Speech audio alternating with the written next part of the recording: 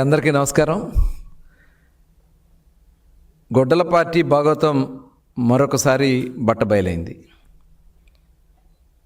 ముఖ్యంగా కల్తీ మద్యం కేసులో ఏదైతే సిట్ ఏర్పాటు చేశామో ఆ సిట్ విచారణలో మరి ఈరోజు చేసినటువంటి ఛార్జ్ షీట్లో మొత్తం ఆ కల్తీ మద్యం ఏ రకంగా ఎవరెవరు ఇన్వాల్వ్ అయి ఉన్నారో స్పష్టంగా ఇవాళ బట్టబయలైన విషయాన్ని ఈ సందర్భంగా తెలియజేస్తా ఉన్నా. ఆ రోజు ఈ రాష్ట్రంలో అంటే ప్రభుత్వంలో అస్థిరపరచాలని, ప్రభుత్వంలో రాష్ట్రంలో అలజడులు సృష్టించాలని, అంటే మనుషులు ప్రాణాలతో విలువ లేదు వాళ్ళకి అంతిమంగా కావాల్సింది రాజకీయం, ఒక దుర్మార్గమైనటువంటి రాజకీయం. ఆ రాజకీయం చేయటానికి ఎంత నీచానికైనా దిగే పరిస్థితి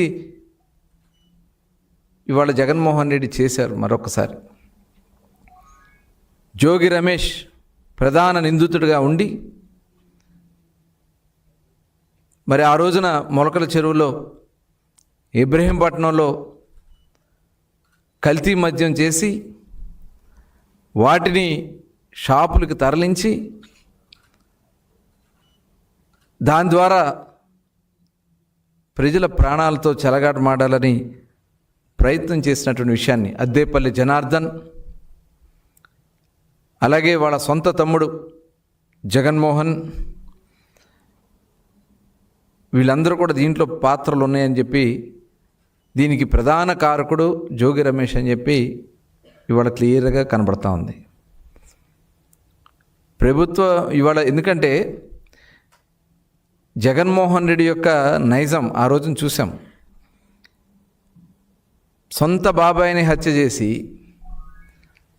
ఆ సొంత బాబాయ్ హత్యని ప్రభుత్వం మీద వేయాలని,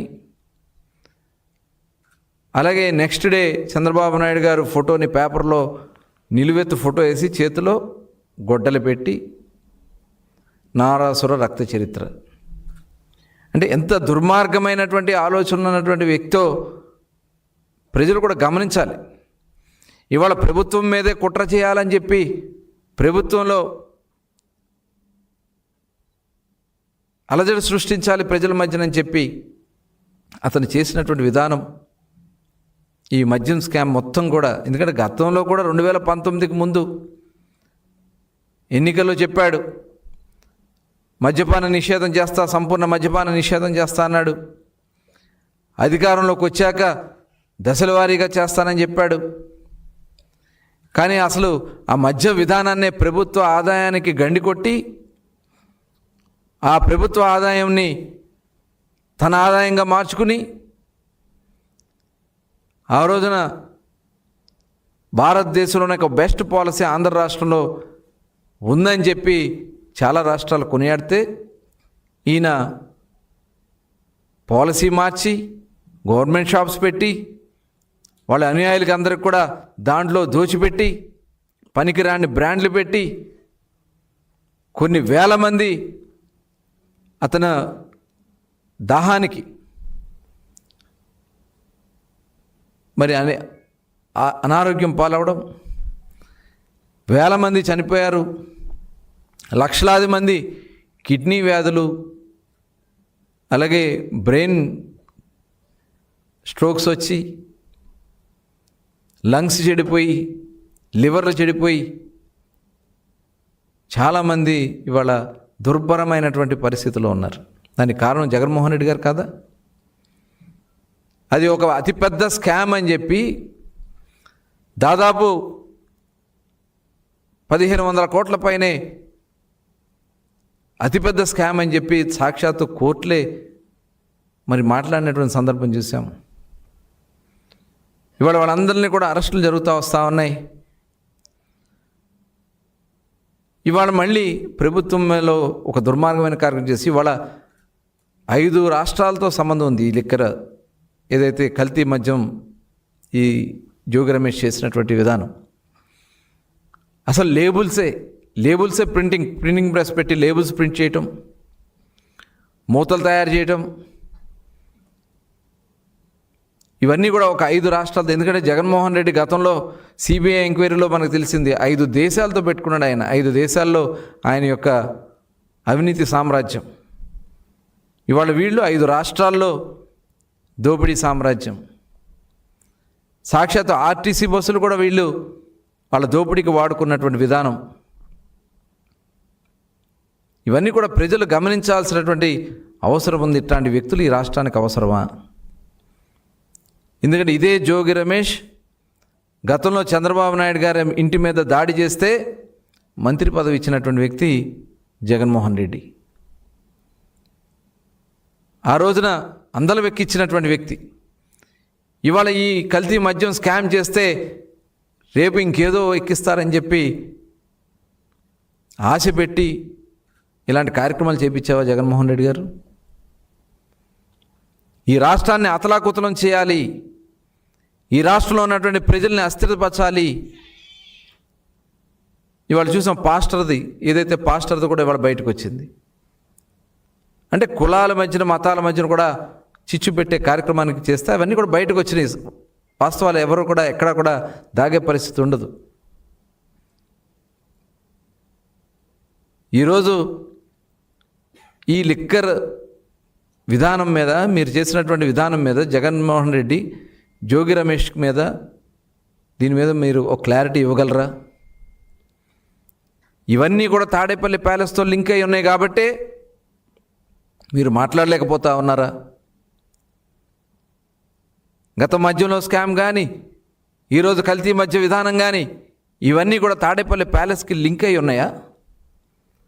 ఈ లింక్ అయిన కారణంగానే మీరు మాట్లాడలేకపోతా ఉన్నారా? ఇవాళ రాష్ట్రం ఏమైనా పర్లేదు,